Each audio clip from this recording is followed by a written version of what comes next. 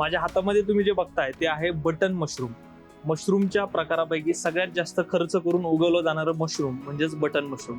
महाराष्ट्रात किंवा देशभरात जर आपण बघितलं तर ऑयस्टर मशरूम, मिल्की मशरूम आणि बटन मशरूम या 3 जाती प्रामुख्याने उगवल्या जातात. त्यातील सगळ्यात खर्चिक आणि एसी मध्ये बंद रूम मध्ये कंट्रोल क्लायमेट मध्ये उगवलं जाणारं हे मशरूम आहे.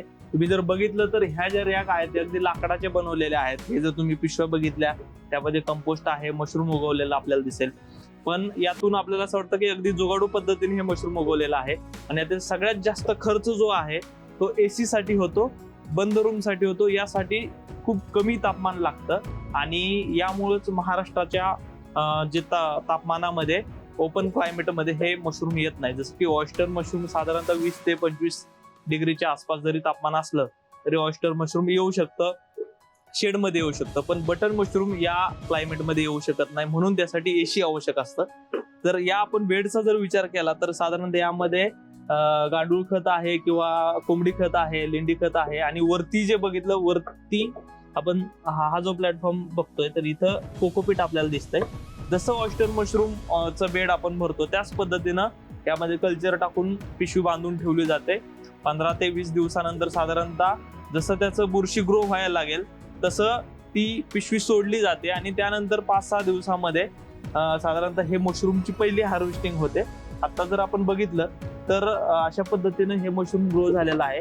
जशी साईज एवढी साईज झाली की या मशरूमची हार्वेस्टिंग होते.